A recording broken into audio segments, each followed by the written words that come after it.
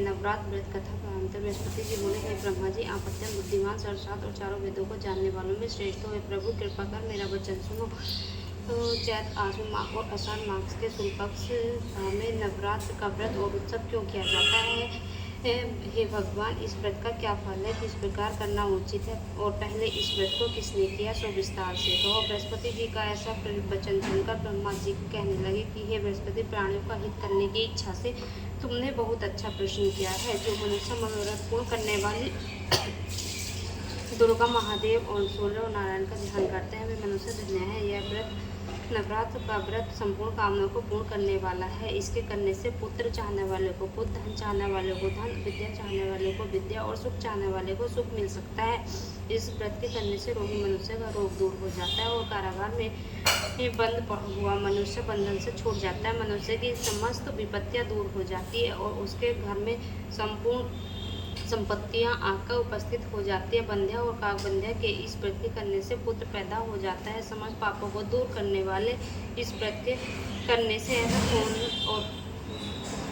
कौन सा मनोरथ है जो सिद्ध नहीं हो सकता है? जो मनुष्य इस अलभ्य मनुष्य देह को पाकर भी नवरात्र का व्रत नहीं करता है, वह अनेक प्रकार से दुखी हो रहता है। यदि व्रत करने वाला मनुष्य सारे दिन का उपवास न कर सके तो एक समय भोजन करे और उस दिन बांधियों सहित नवरात्र व्रत की कथा का श्रवण करे। हे बृहस्पति, जिसने पहले इस महाव्रत को किया उसका पवित्र इतिहास में तुम्हें सुनाता हूँ, तुम सावधान होकर सुनो।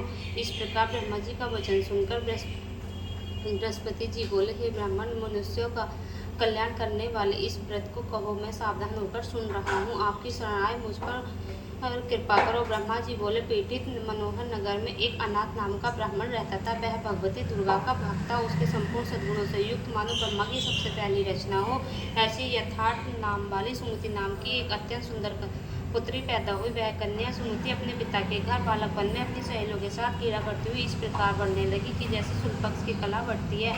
उसका पिता प्रतिदिन जब दुर्गा की पूजा और होम किया करता, उस समय वह भी नियम से वहाँ उपस्थित रहती। एक दिन वह सुमति अपनी सखियों के साथ खेलने लग गई और भगवती के पूजन में उपस्थित नहीं हुई। उसके पिता को पुत्री की ऐसी असावधानी देखकर क्रोध आया और पुत्री से कहने लगा कि हे दुष्ट पुत्री, आज प्रभात से तुमने भगवती का पूजन नहीं किया, इस कारण मैं किसी कुष्ठी और दरिद्र मनुष्य के साथ तेरा विवाह करूंगा। इस प्रकार कुपित पिता का वचन सुनकर सुमति को बड़ा दुख हुआ और पिता से कहने लगी कि पिताजी, मैं आपकी कन्या हूँ, मैं सब तरह से आपके अधीन हूँ। जैसी आपकी इच्छा हो वह मेरा विवाह कर सकते हो, पर होगा वही जो मेरे भाग्य में लिखा है। मेरा तो इस पर पूर्ण विश्वास है।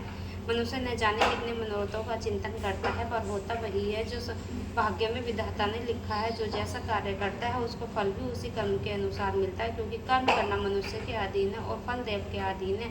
जैसे अग्नि में पड़े हुए तृणादि उसको अधिक प्रदीप्त कर देते हैं, उसी प्रकार अपनी कन्या के ऐसी निर्भरता से कहे हुए वचन सुनकर उस ब्राह्मण को और अधिक क्रोध आया। तब उसने अपनी कन्या का विवाह एक कुष्ठी के साथ कर दिया और अत्यंत क्रोध होकर पुत्री से कहने लगा, जाओ जाओ, जल्दी जाओ और अपने कर्म का फल भोगो। देखे भला भाग्य के भरोसे पर रहकर क्या करती है। इस प्रकार से कहे हुए पिता के कटु वचनों को सुनकर सुमति मन में विचार करने लगी कि ओहो, मेरा बड़ा दुर्भाग्य है जिससे मुझे ऐसा पति मिला। इस तरह अपने दुख का विचार करते हुए वह सुमति अपने पति के साथ वन में चली गई और वह अपने कुशायुक्त उस स्थान पर उन्होंने वह रात बड़े कष्ट से व्यतीत की। उस गरीब बालिका की ऐसी दशा देखकर भगवती पूर्ण पुण्य के प्रभाव से प्रकट होकर सुमति से कहने लगी कि हे दीन ब्राह्मण, मैं तुम पर प्रसन्न हूँ, तुम जो चाहो सो वरदान मांग सकती हो। मैं प्रसन्न होने पर मनवांचित फल देने वाली हूँ। इस प्रकार भगवती दुर्गा का वचन सुनकर ब्राह्मणी कहने लगी कि आप कौन है जो मुझ पर प्रसन्न हुई है?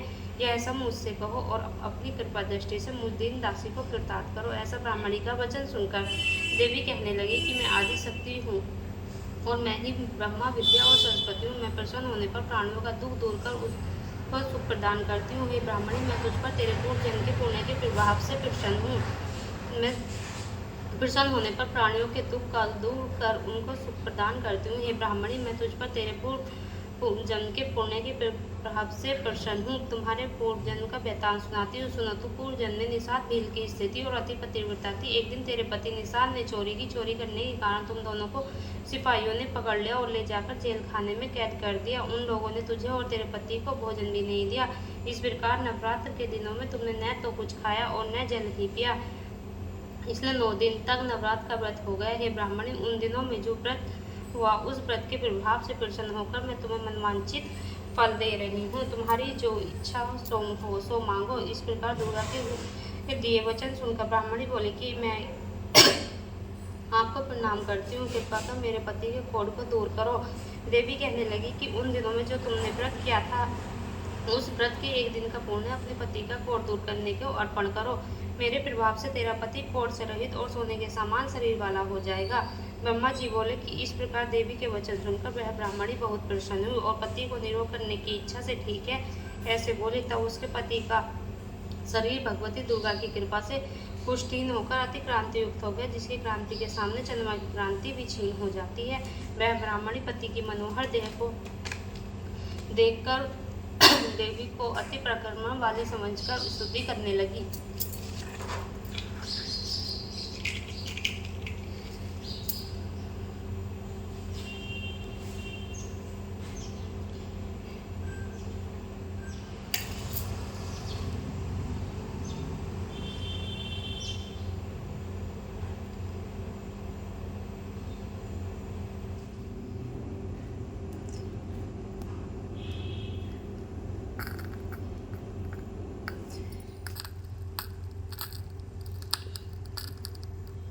करने लगी, हे दुर्गे, आप दुर्गत को दूर करने वाली, तीनों जगत का संताप हरने वाली, समस्त दुखों को दूर करने वाली, रोगी मनुष्य को निरोग करने वाली, प्रसन्न होने पर मनवांछित वस्तु देने वाली और दुष्ट मनुष्यों का नाश करने वाली हो। तुम ही सारे जगत की माता और पिता हो। हे अम्बे, मुझ अपराध अबला का मेरे पिता ने कुष्ठी मनुष्य के साथ विवाह कर मुझे घर से निकाल दिया।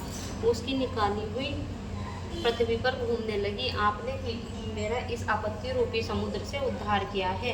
हे देवी, मैं आपको प्रणाम करती हूँ, मुझ दिन की रक्षा करो।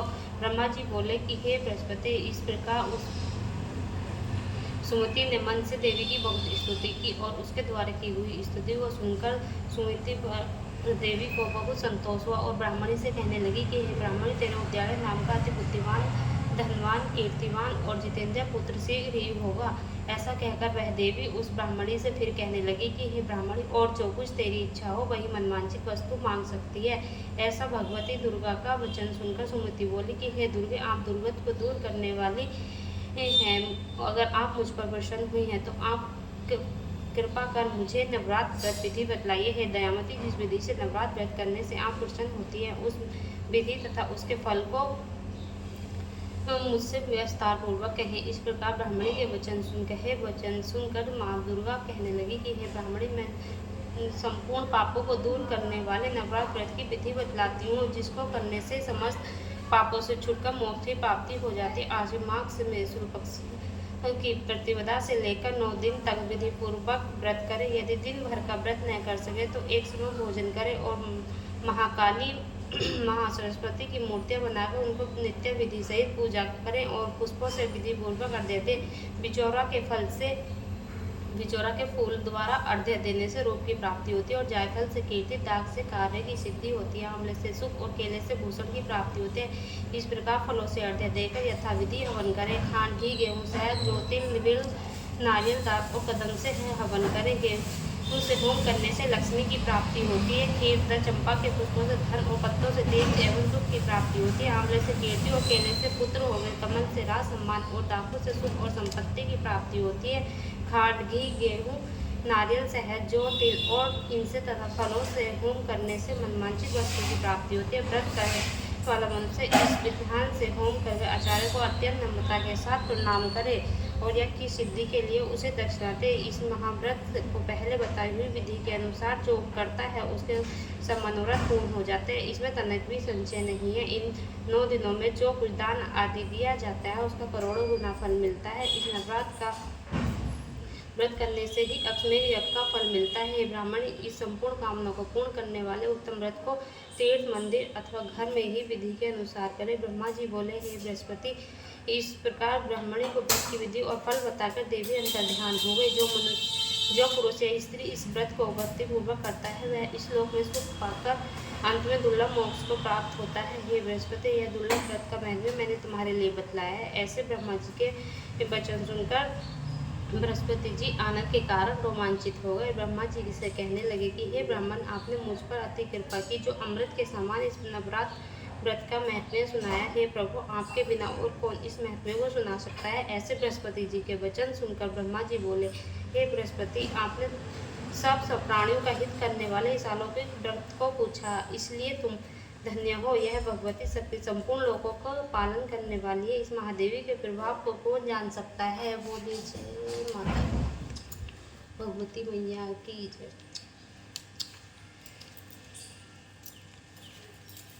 सो हे गाइज़, यहाँ मेरी कथा बिल्कुल समाप्त हो चुकी थी। नवरात्र व्रत विधि वाली कथा मेरी समाप्त होने के बाद मैंने ये शूट किया। तो गाइज़, मैंने आरती का भी शूट किया था वीडियो, लेकिन वो अच्छे से नहीं बन पाया, इसलिए मैंने आरती का वीडियो नहीं ऐड किया है।